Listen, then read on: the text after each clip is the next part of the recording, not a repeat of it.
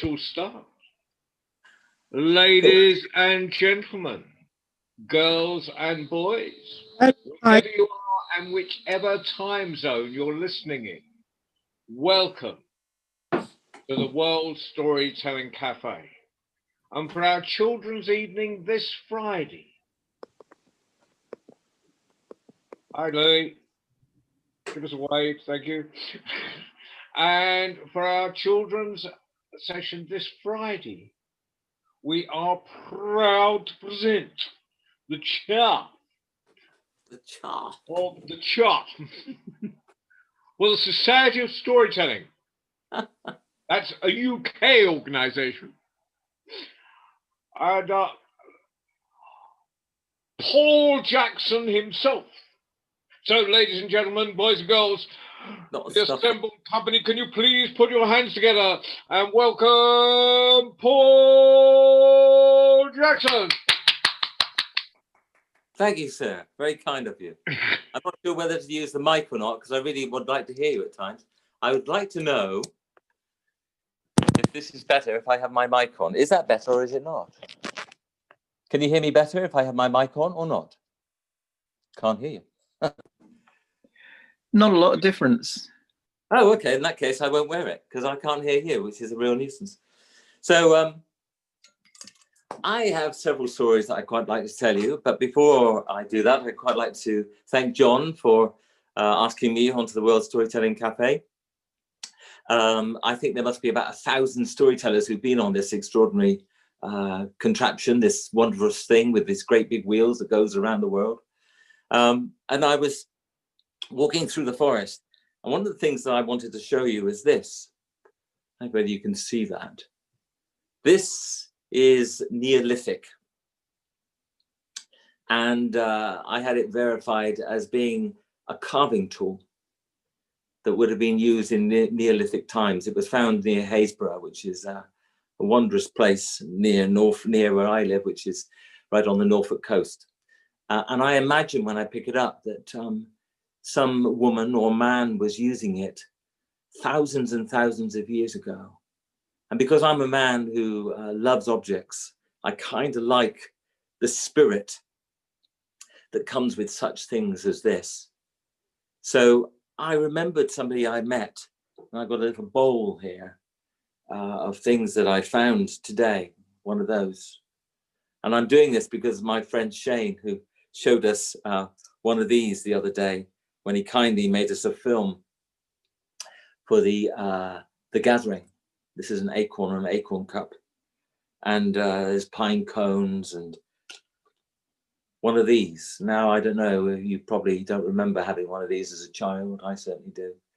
But I remember meeting a girl who used to tell me a story about how she used to pick these up. And she would slice them in two.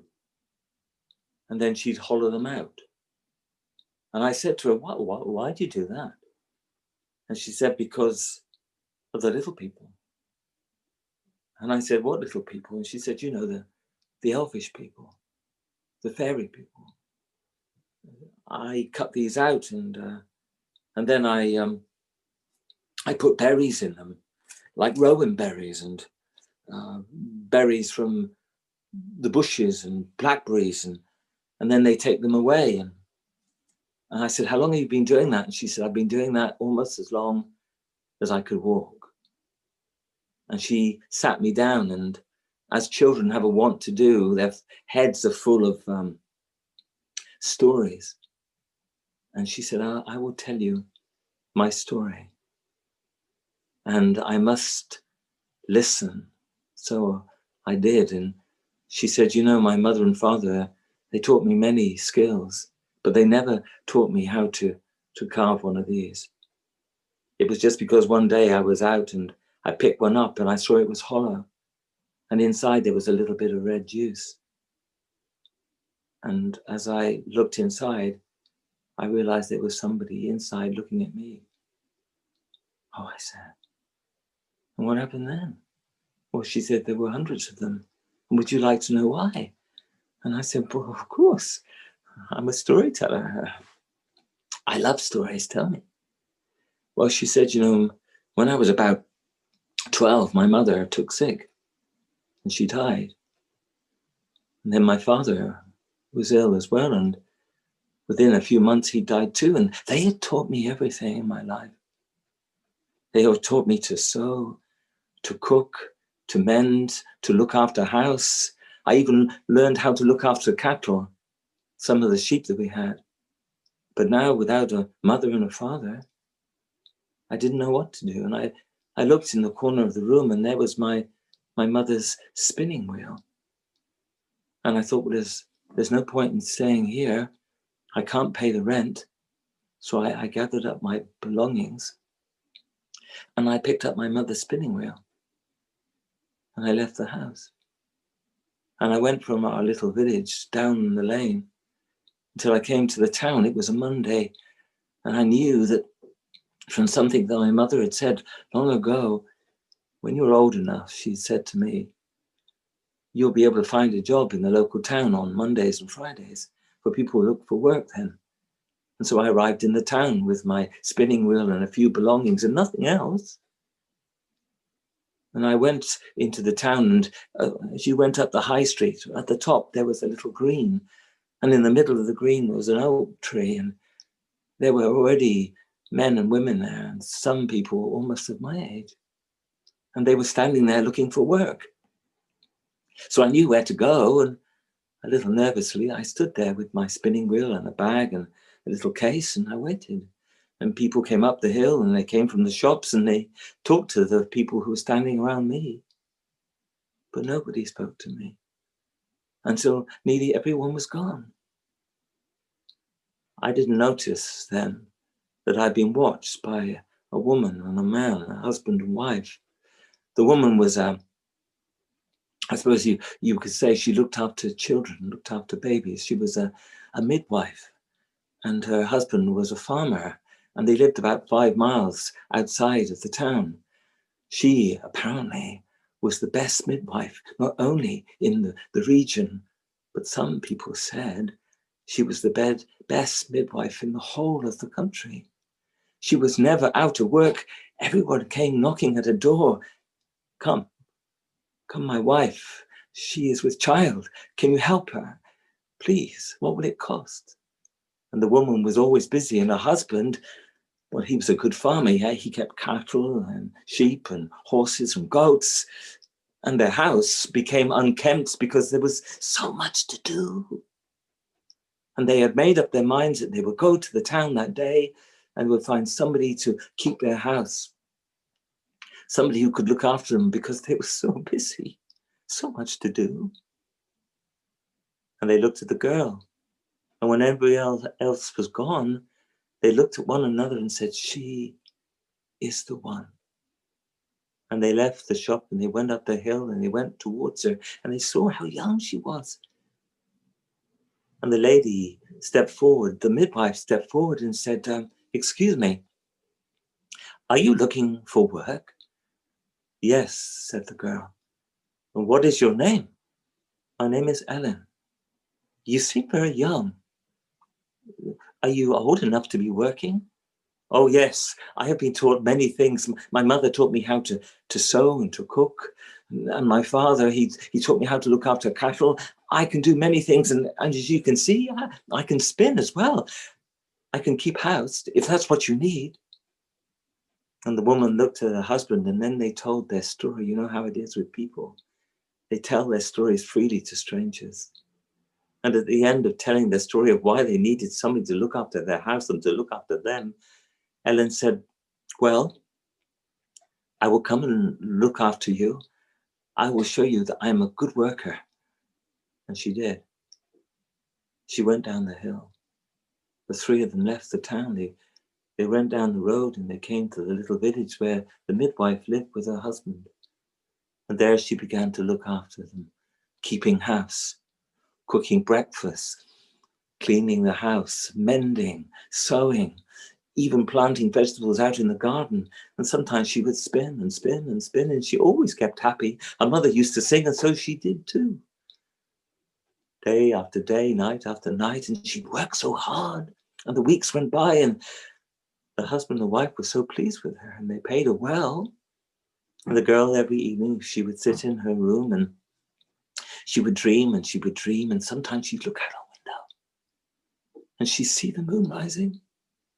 And one night, when the moon was full, she came down the stairs and she went into the sitting room, and there sat the midwife and the farmer.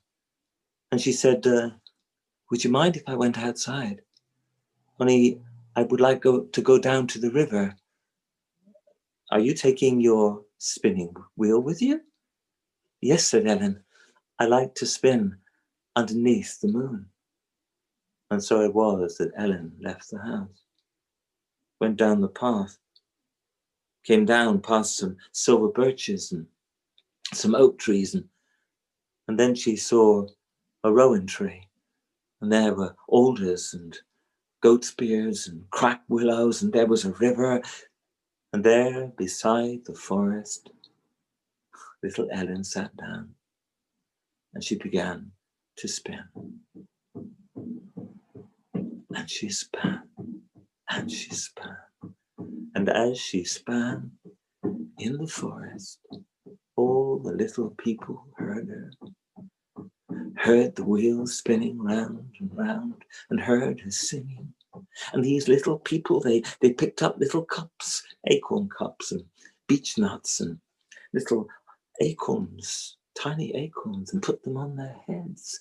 And they came dancing towards her and watched her spinning and spinning, and they spoke to one another, and then they picked up rowan berries and they put them into tiny little cups, and they carried the horse chestnuts in their hands, and they came out of the forest.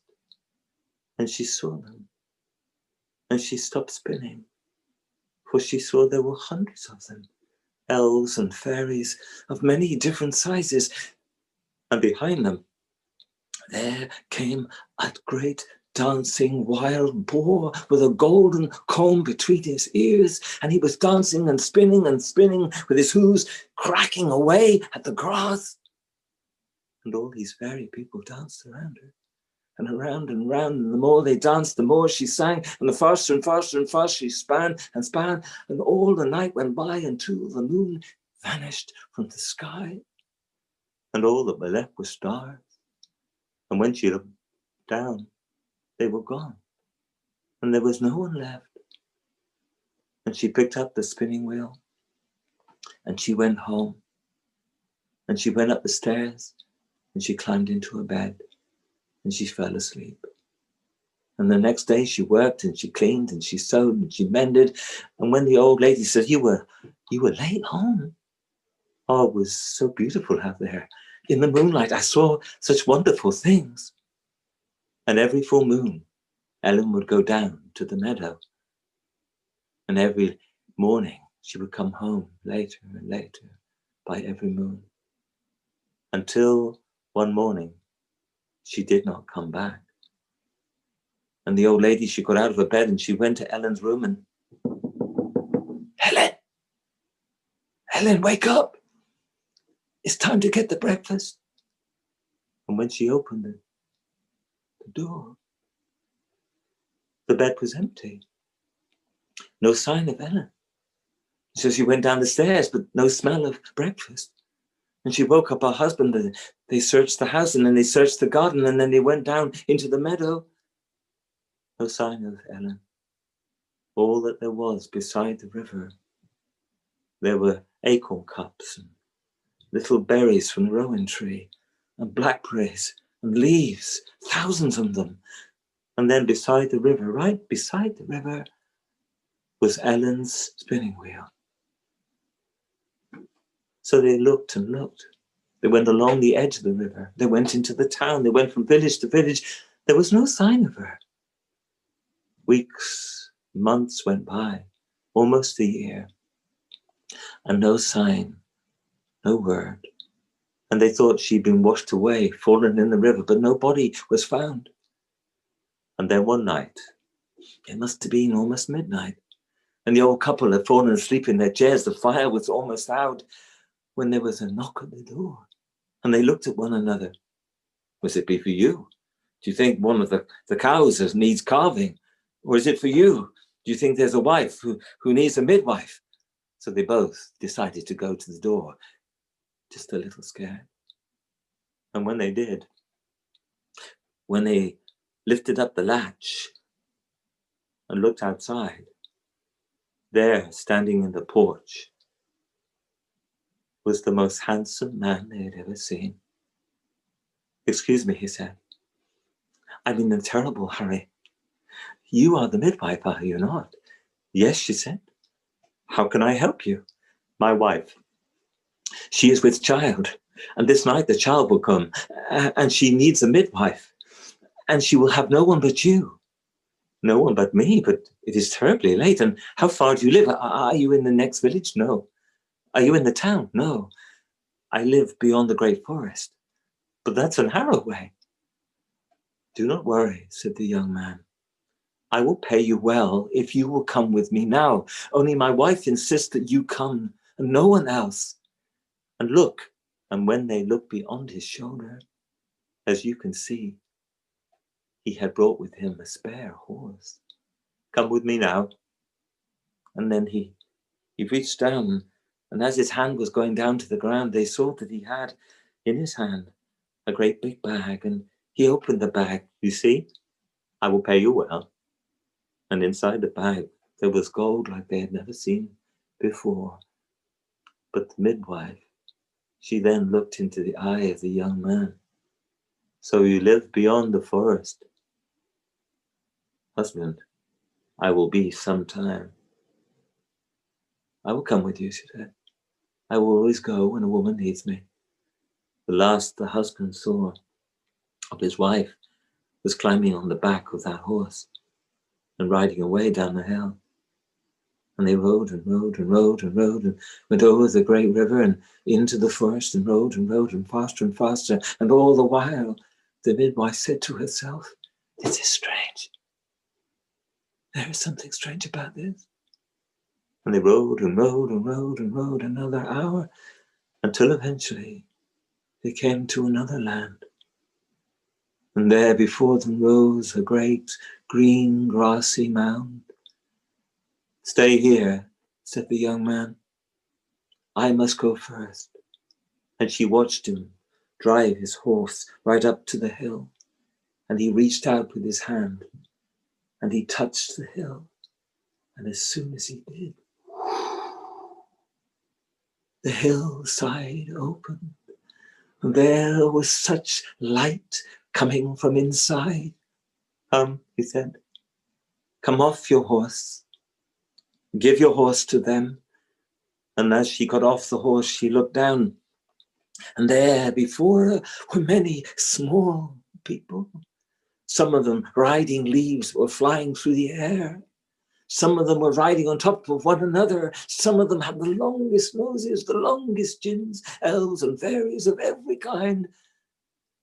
Do not be scared, said the young man. Come into the mound, for this is the land of the Sidhe, and my palace lies between the two kingdoms. Come with me now. And so she followed this young man into the palace of the fairy people. Upon the ground there was gold. Above there was golden beams. On every wall there was marble and silk hanging amongst great pillars. As she saw around her, she saw flying there, fly agarics. She saw flying there the wildest fairy people. Come with me, says the young man. Do not look at these people for too long. She heard them whispering in strange voices. Come with me, he insisted, and opened a great golden door. And she followed and came into the finest room that she had ever seen, with a huge bed covered in silk, fires on either side beaming from walls, and there in the bed, a fairy queen. Here is my wife. She is in so much pain. Will you help her? Of course, said the midwife. Now go and leave this to us. And she sat upon the bed and felt the brow of the fairy queen, and never thought that she would see such beauty as she saw then in that moment, the finest woman that ever lived in fairyland. Will you help me? She said. You are such a woman. Of course, she said. And so between them two, the hours went by, God knows how long. But there at once there was a moment when a fairy came into the world, a fairy child, a little boy. And I wish that you were here and that we were there as she was then, to look at that child. But you have to have a certain kind of sight to see a fairy child like this. For he had eyes of blue and green. And she cradled him and sang to him. And then she looked at the fairy queen. Here, she said, here is your child. And the queen took the child and suckled the child. And then the child fell asleep. And the midwife washed the fairy queen and sang to her such songs that she never knew, that she knew. If they came from her mouth, because they came straight from her heart, the words were simple and pure and complete. And when it was done, the fairy queen was asleep, the child was asleep, and the golden door opened, and in came the young man. And now the midwife knew that this was the fairy king. And he looked at his son. Oh my, what a child is this that comes into these kingdoms? You have done so well. Here, he said, there is one more task for you. And he handed her a tiny little glass vessel. Take this. It is an ointment made of the fairy kingdoms. But cannot you give this to your child? And what would you want me to do with it? You have to put it upon his eyes, for no one else can but a mortal. I cannot, his mother cannot. Put it upon his eyes, and he will see the wonders that we see. And be careful, for this ointment, fine for us, is like poison to mortal people. Be careful with it. And with that he left. And she was there alone with this beautiful child and this ointment. And she picked it up and she looked at it. It was the strangest thing that she'd ever seen. It was swirling around and round inside of the little glass vessel. And she was so that she could see tiny little faces. And she opened it up and making sure that it did not touch her skin. Here, she said, my little child. And the little boy opened his eyes, a green eye and a blue eye. And here's one little drop and another. And the child looked at him. As if the child could speak. It smiled. And the midwife, oh, what a thing you are. Now, the child shut his eyes. And she put the child down, and as careful as you like, she took that bottle and she put on a little stopper. But as she did, a tiniest little droplet of that juice fell upon her skin. And she did not notice. Oh, little child. And she sang to the child, and she looked at the fairy queen. And as she did, she grew tired. And the hours went by, and she wondered when the fairy king would return, for she needed to go home to her husband.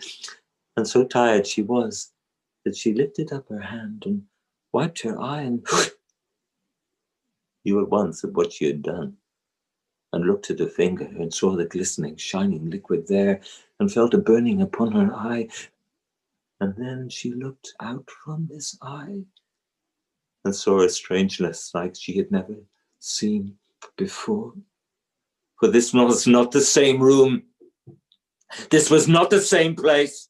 The golden floor with golden leaves was all bracken, brown and dead. And when she looked above, those golden beams were no more than boughs of trees. And when she looked at the walls that were made of marble and silk, all she could see was forest beyond forest.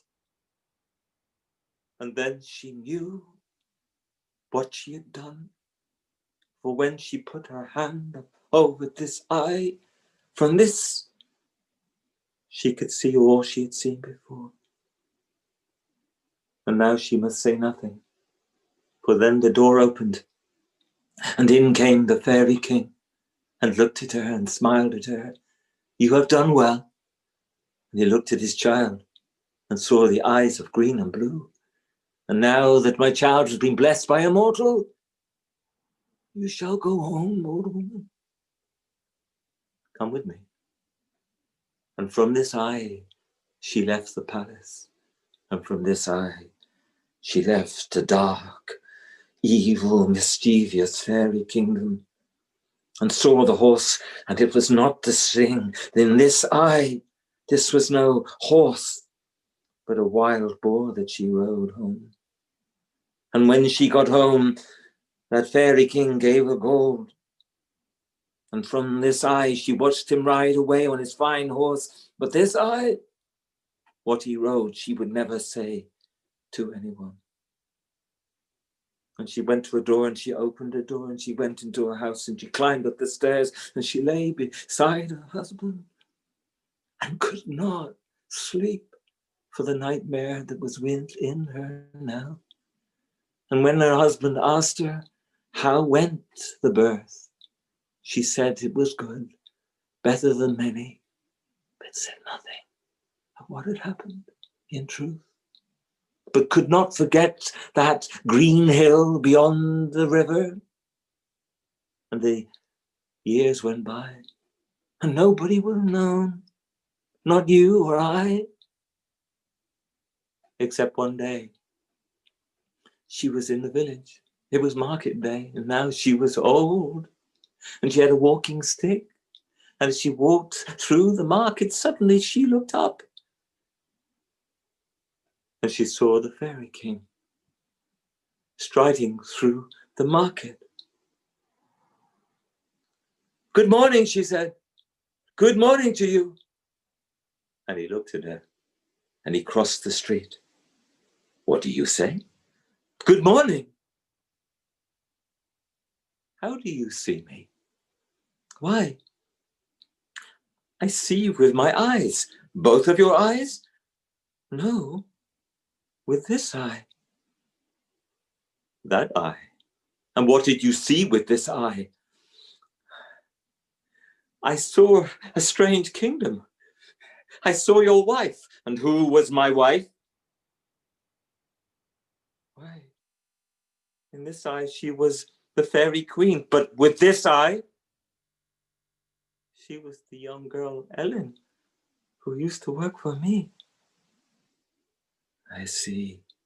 And with that, the fairy king took out a teasel from his pocket and drove it into her eye, this eye, and blinded her. Never again, he said. You will see through that eye, for the fairy kingdom will never let you return to us. And she watched him with this eye vanish from her imagination. And as for Ellen, who of course I met long ago, she said that is the thing with fairy people. They only let you see them if you are allowed to be there when they want you there.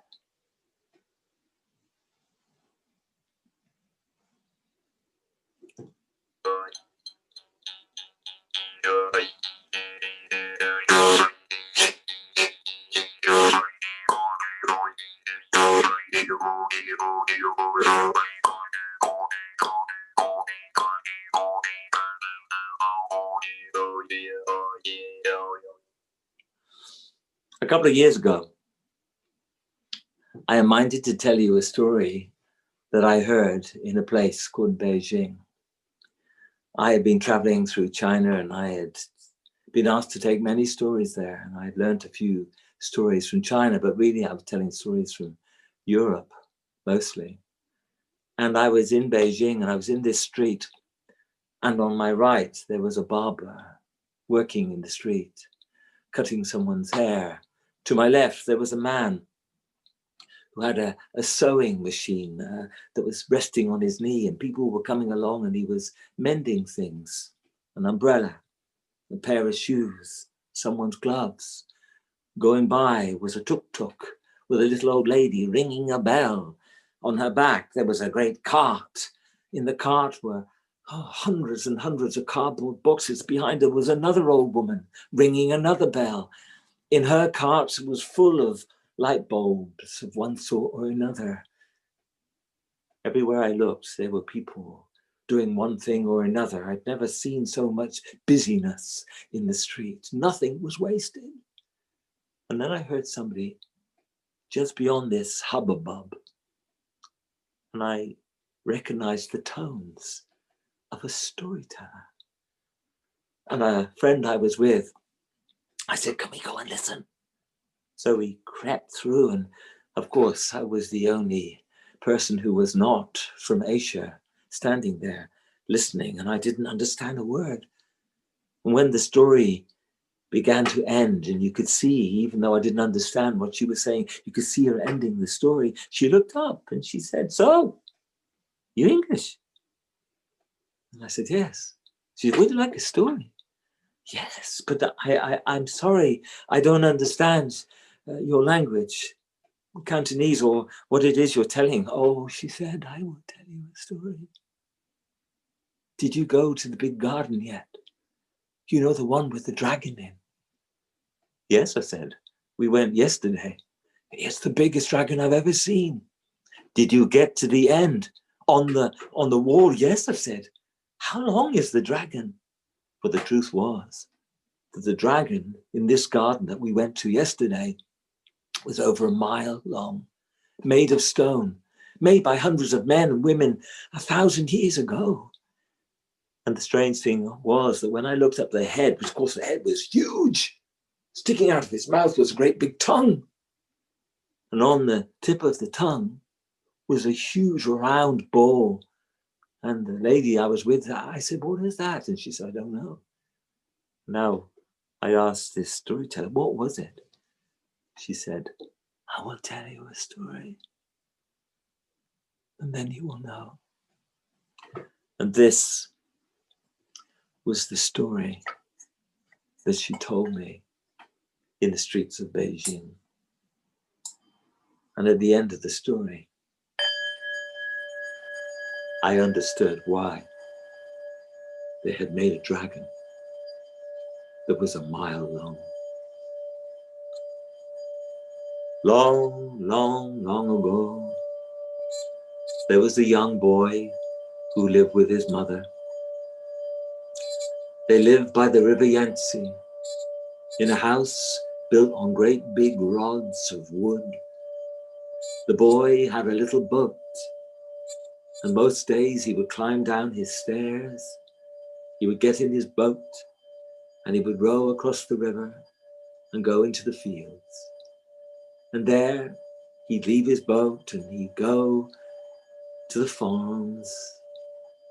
He'd seek for work.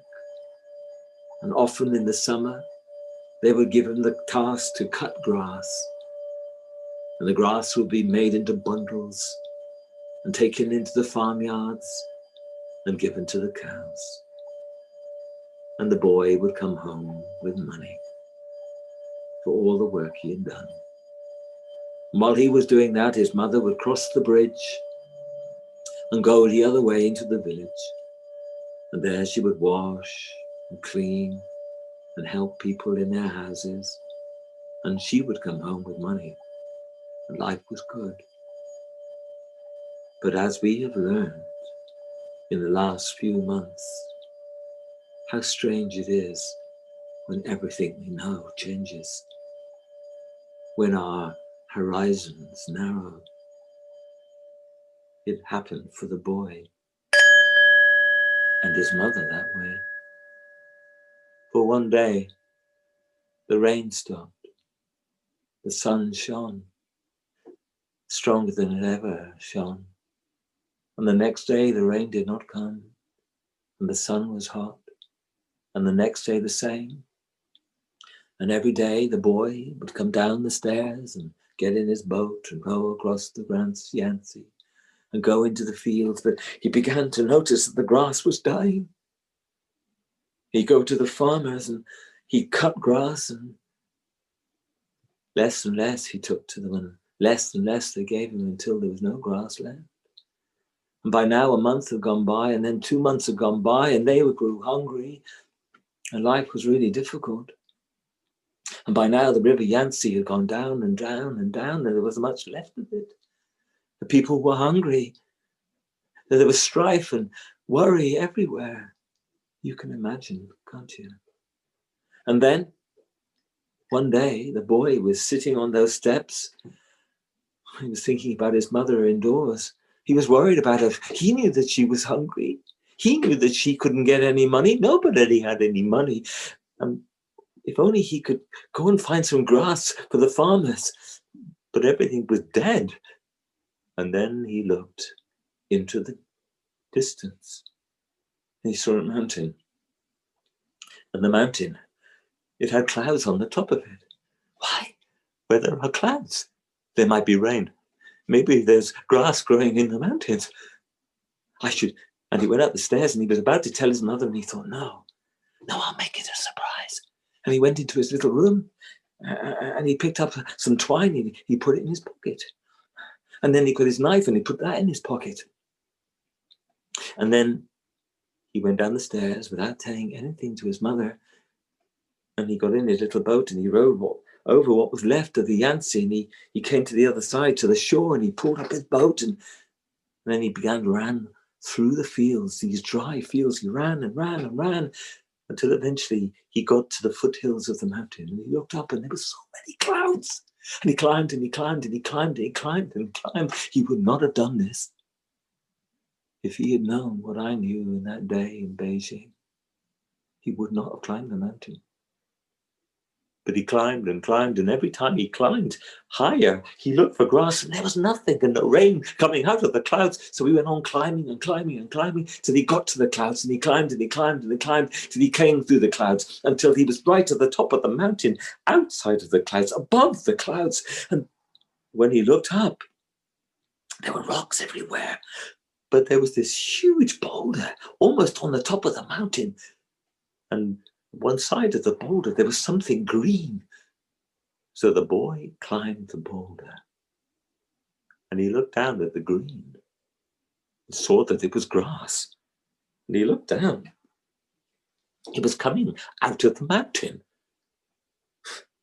He was a little scared, but not so scared not to climb down beside the grass that went past his face. He went down and down until he was inside of the mountain. And as his eyes got used to the darkness, he could see that this grass was 5, maybe 6 foot high.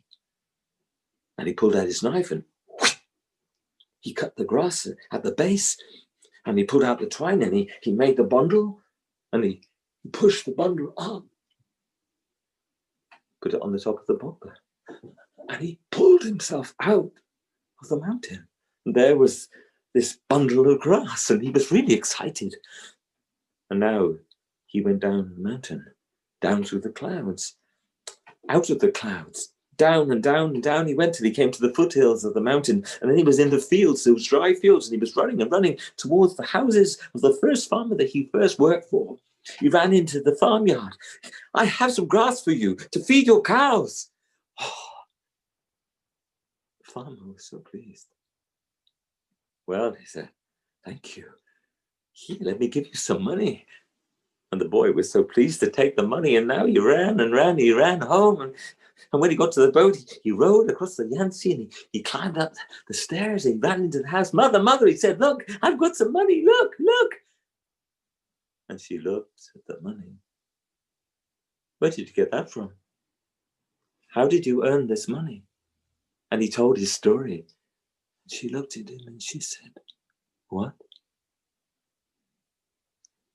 You went up the mountain? You didn't think to ask me first?" "No, I wanted to surprise you. You seem cross. What have I done wrong? Do you not know the story?" "What story? Do you not know what lives in the mountain?" "No." "My son, living in the mountain is a dragon." "A dragon? But I didn't see a dragon. There was just rocks and boulders and this grass." "My son, you were lucky. But you must never do this again. Promise me." "Of course, I promise." And so it was that they had this money. It was wondrous money. Look, they took the money and they went over the bridge and they went into the market and they bought this and that, and it was wonderful money. And they came home and they had food to eat and they had drink to drink. But you know how it is with money. It's not long before it was all gone. And when it was all gone, the mother said, "Well, my son, we must hope that it will rain." And he went outside and he looked at the sky, but there were no clouds. And the same the next day, and the same the next day. And the food and the drink was all gone. And the boy sat on the stairs and he wished and wished. And then he looked at the mountain, he looked at the clouds, he remembered what his mother had said. But then he realized beyond the mountain, there may be other hills and there will be not dragons there. I will go there. And so he crept into his room without telling his mother, and he got some twine, and he got his knife, and he put them in his pockets. He went down the stairs and he got in his boat and he rowed across the Yangtze, and he came to the shore and he pulled up his boat and he ran through the dry fields and he came to the mountain. He went past the mountain and he looked. And when he looked, all he could see were dry fields and dry hills. And when he turned round, there was the mountain. He remembered what his mother said. There's a dragon in the mountain, but we have no food. What if I am careful? So he began to climb the mountain. As he climbed the mountain, stones began to fall down. And he stood there. He didn't know whether to go up or go down. And now I've come so far. And he looked up and he could see the clouds. So he began to climb, and he climbed and climbed as carefully as he could go. He climbed and pulled himself up and he climbed until he reached the clouds. And he climbed and climbed through the clouds until he got to the top of the mountain, and he was out of the clouds, and there was the mountain like he'd seen all those days before. And there was the boulder in front of him. And there was the grass grown again. And it was sticking out beside the boulder, as tall as it had been only those few days before. And as he climbed up the boulder, he looked down. And now he was scared because he knew what he knew. But he must get the grass. So he began to climb down, and the grass passed his face, and now he was inside of the mountain. And as his eyes got used to the darkness, he looked around. And as quiet as he could, he took out his knife. And he cut the grass. And he pulled out the twine. He bound the grass, and he pushed it up onto the boulder, and he climbed himself out. And then he got hold of that grass, and he went down the mountain, went through the clouds. He went down the hills. He went across the fields. He went to a different farm, and he sold the grass and got some money. But now when he ran home, he was not laughing. He was scared. What would he say to his mother? And when he got there, when he was in the house, mother, he said, "Don't be cross, but I have money." "My son, I told you not to go to the mountain." "I'm sorry, but I didn't see a dragon. And what are we to do? We have nothing." My son, you've been lucky twice. You must never do this again. Promise me." "I promise," he said. And she took the money. And they went across the bridge and they went into the village. They bought drink. They bought food. And they came home. But as before, as we know, once the food and drink was gone, he had the same problem. He was sitting on the steps. He was looking out and didn't know what to do. And then he had that light bulb moment. What if I dig up the roots of this grass? It must be special grass. but I mustn't tell my mother. If I dig up the roots and bring them here, I'll never have to go to the mountain again. So he got a spade and he went back to the mountain. And when he got to the top of the mountain, the grass had grown just as tall as it had been before. Magic grass, he said. And he went down that hole. And there inside of the mountain, he got the spade and as he, oh no, no. What is this? And he dug again. What is that? And he dug again. That's not roots. And he dug again. And then he looked and got down on his knees and pulled out of the ground inside the mountain, not roots, but a big black rock. And he put it up on top of the boulder.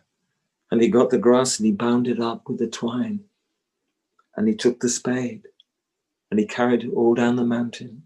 And when he got across the river, he outside of the house, he got the spade, and as he was digging a hole to put the rock inside, he heard footsteps behind him, and there was his mother. What are you doing? She said.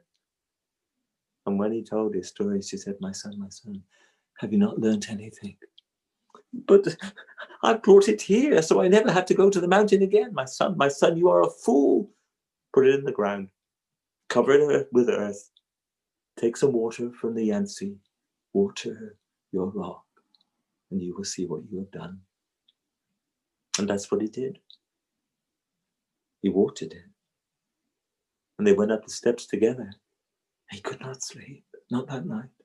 And when he woke the next morning, he looks outside. Standing there was his mother with the spade. Come down, she said. See what you've done. And he went down the stairs. And she handed him the spade. Now dig, she said. And he took the spade and he began to dig. And as he dug, Mother, what has happened? What have I done? And where it had been a black rock, now it was white. And where it had been solid like a rock, and now it was crumbling. She said, get on your knees, my son. So he did. Now put your hand inside what you have brought from the mountain. I'm scared, he said. Put your hand inside. So he did as he was told, and he put his hand. What is this? It was so cold and wet inside. There was something in there. Pull it out, she said. Pull it out. And as he did, there between his thumb and first finger was the most beautiful pearl that you will ever see. What is this? He said.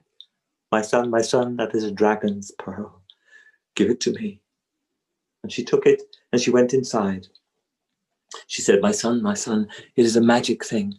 And she put it into a pot. And she covered the pot up.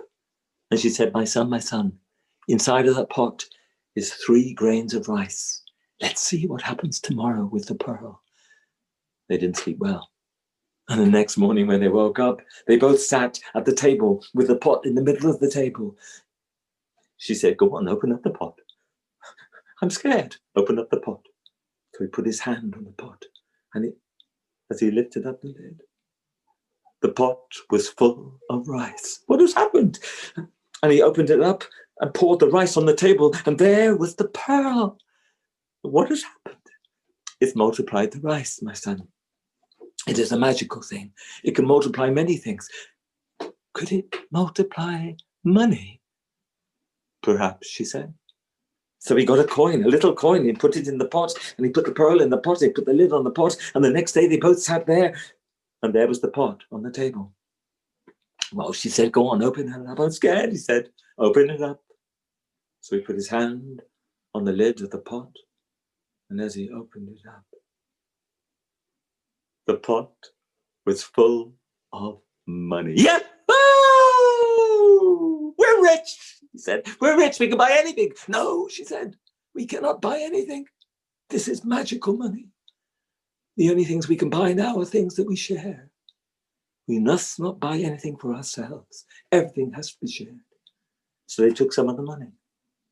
And that day they went across the bridge into the village. They bought food and drink and clothes, and they went to people's houses, and they knocked on their doors, and they shared the food, the drink, and the clothes. And every day it was the same.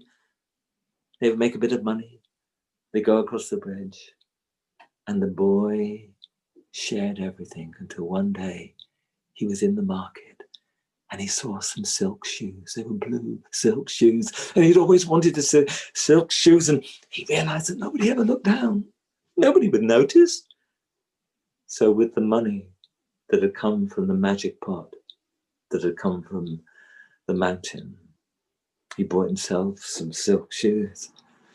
And a few days later, he bought some trousers that were made of silk to match the shoes. And then he bought himself a little hat to match the trousers to match the shoes. And on that day, there were 3 men who were standing at the edge of the market, and they saw the boy going by.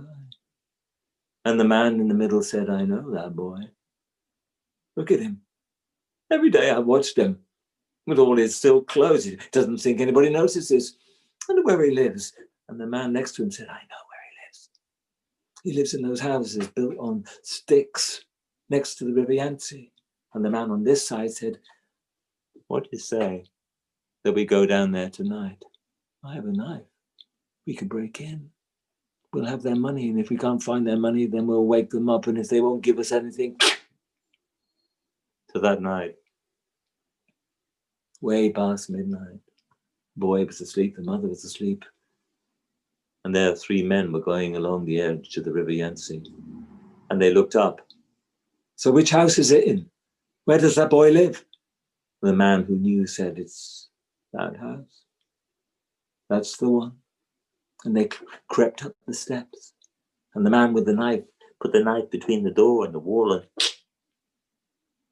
And as the door clicked open, the boy in his bed woke up and heard whispers as the men came in. But where's the gold then? What's in that box? And he opened the box. Lots of silk clothes. What's in that box? Bits of jewelry. But where's the money? What about those pots over there? That pot, there's something special about that pot. As he was walking towards the pot, the boy got out of his bed, went to his door, and eased it open and saw the man pick up the pot and put it on the table. As he put it on the table, the mother woke up. I wonder what's in this pot. This sounds like money. And as he lifted it up, it was full of money. Look at this. And he poured it out. And as he poured it out, there, rolling on the table, was the pearl. And as it was rolling, the boy jumped forward and grabbed hold of the pearl. Give it here, they said. Give it here. That was a fine pearl. Give it to us. Give it to us. Otherwise, and the man with the knife held it up, otherwise, I'll slit your throat. And the boy didn't know what to do. And just as he was holding it, his mother opened the door and could not speak quick enough, for the boy realized the only thing he could do was to open his mouth. And as he did, he swallowed the pearl. Oh, my son, what have you done? Oh, he said, my throat is on fire. My belly's on fire. Mother, give me some water. And the men stared. What's wrong with him? And she quickly gave him a cup of water and he drank. Give me another. I feel like I'm on fire. Give me another. It's not enough. And the men were standing in the way, right in front of the door, and he pushed them aside. And then he hit the door and then he fell down the steps and the men were chasing after him. What are you doing? And when the boy got to the bottom of the steps, he got to his feet and he ran to the River Yangtze. He put one hand in the water and then the other hand, he was throwing water into his mouth and it wasn't enough. I can't put out the fire. And then the men were around him. Give us back the pearl. I can't. And then they looked at his hands. And where there should be skin, the skin was falling away. And underneath the skin, there were colors, scales of red and yellow and blue and orange.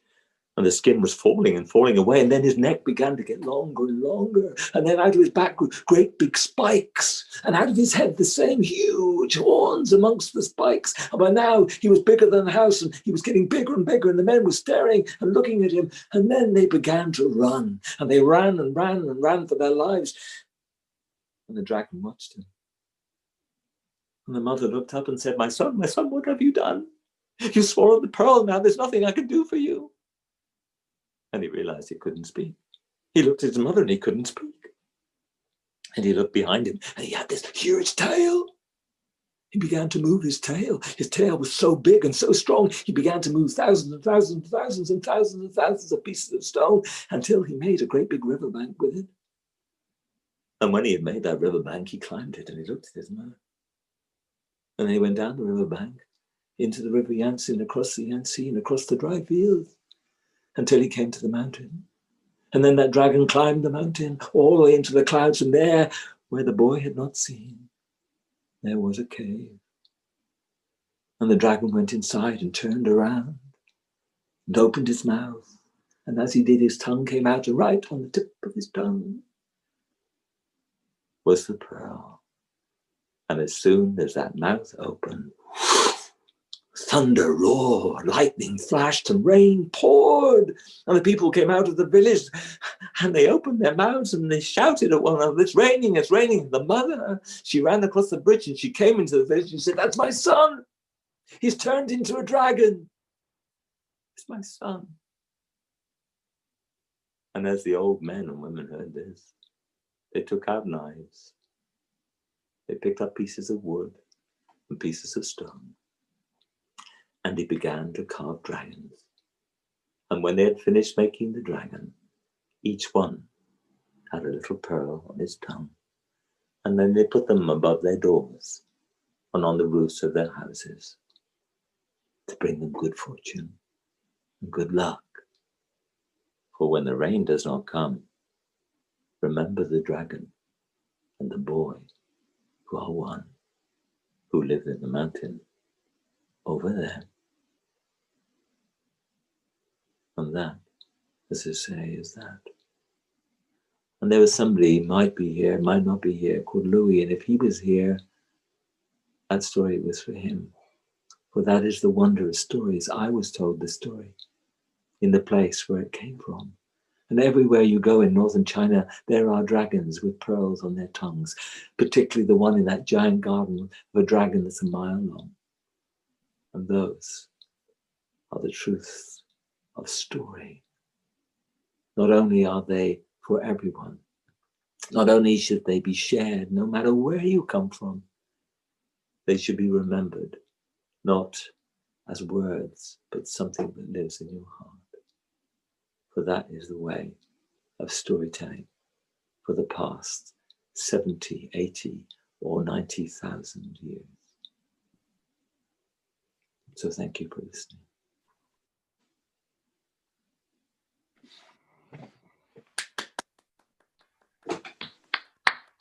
Fantastic stories. Fantastic. And Louis, I know I ran over, I'm sorry. Yeah. And it doesn't matter. We don't care. We don't care. It was wonderful. And I can see Louis on my gallery. And hello, Louis. And he's there. Do I get gallery view? Yeah. Well, thank you, John. Yeah. And you don't need silk pajamas or silk shoes and silk caps, and you can take that money you were going to send for that stuff on on Amazon or whatever the ideologically sound thing is, and you could take that money and you could go to the site and you'll find below Paul's name a little hat. It's such a small hat. It's such a small hat, but it has an infinite capacity, and can take, and I'm sure that money will be converted into stories which Paul will share around the world. But he needs a little to sustain him in order that he can do this. So I'm sure there'll be great gratitude. It's lovely to see you all. Thank you for listening. Great to see people I know well. And Santa Mike, second time I've seen you in 6 days. Yes, I've suddenly realised that Santa Mike is down the road from me. He's in Reading, and I'm in Swindon at the moment. So not a lot of physical space between us. No, we got some wonderful stuff. Sunday night we've got the wonderful Maria Watton at 6 o'clock. And then on Monday, we have a discussion on the future of what comes next with storytelling. And I've got storytellers from, based in America, but from Brazil, from India, from Morocco, and if we're lucky, Romania as well. And it's going to be a fantastic discussion, and no one will come to any conclusion, because that's the wonderful thing about storytellers. We never run out of stuff because we can't come to any conclusions. So, and it's live if you want to see us join, or and just enjoy them and enjoy all the stories, and enjoy Paul especially. And people missed it. You can tell if people saw it. You can tell your friends that missed it, and they can go to the archive, catch up on it. Good, isn't it? You must. How many stories do you think you've got in the archive now, John? Oh, we've probably got over 200 hours at least. Wow. And we've got about 140 tellers from 20 different countries. I've got a question, John. Yeah. Why are you in the darkness? I don't know. Well, the light went, and Hey, I'm Bill. working on natural light. I'm gonna put a light on. All I can say. I'm going to come back now into the world. There you are. Right. Yeah, there I am. Yeah, you put a shilling in the slot, did you, John? You put a shilling in the slot, did you? Yeah. But I was trying to go natural, and it failed miserably. So there we go. Light. That's very good. Let there be light, and there was. And there was light. Very good. Well, it's good to see you all. Yes, great. Thank you, Ali, for driving the bus. Julia's gone away, and we've gone by magic carpet from Romania to Morocco for the drivers. Well, when do you think Morocco is going to open physically? There, we don't know.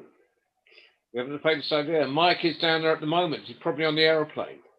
Yes, he's going to go and work on the site itself, the physical site. Great. Yes. Have you had Merrick on here? Well, Merrick and I are discussing when he's coming on. We're in negotiations at the moment, and he needs to read his email because I kind of it's either my mistake or his, but it's gone the wrong Friday. So next Friday, the next Friday you're talking about is the 30th, not next Friday the 23rd. The Sharon Carr on the 23rd. And if that doesn't cause too much confusion, unmute yourself, Merrick. Yes, unmute yourself. He's terrible. He's a technophobe, isn't he? He is, yeah. Can't hear a word, Merrick. You're not unmuted still. Yourself, Merrick. It's okay. Bye. Bye, Louis. Bye, Louis. Bye, Louis. Lovely to see you again. Bye. Bye, Louis. Bye, Louis. Bye, mate. Bye. Bye, Santa Mike. Bye, Rupa. There's Shane in the top corner. I can see him. Yeah, Shane's up there. Stephanie's next door. And Ali's driving the bus. Yeah, so absolutely. He has to be the last to leave. So we can all shout goodbye to Ali. Goodbye. Bye. Is he leaving? Very shy. He just puts up a picture of that wonderful rooftops of Marrakesh. Brilliant. Ah, yes, I know it. Right, lovely. Well, bye, guys. Take care. Bye. Don't forget the hat. Bye. Bye.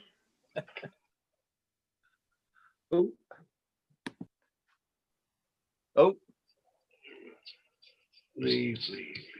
Oh. I think Paul has gone, hasn't he? Yeah, Paul's gone. Oh, yeah. And Merrick is still talking, but he hasn't turned his mic on. Yeah. No, Merrick hasn't quite worked out the no idea what you're saying, Merrick. We've got no idea what you're saying. Oh, here we go, look. Even better. Thank you. Okay, Merrick, is that okay for the 30th? Yes, sir. Fantastic. Okay. Much. Cheers. Thanks a lot. Bye-bye. Okay, bye. Thanks very much. Great evening. Oh, dear.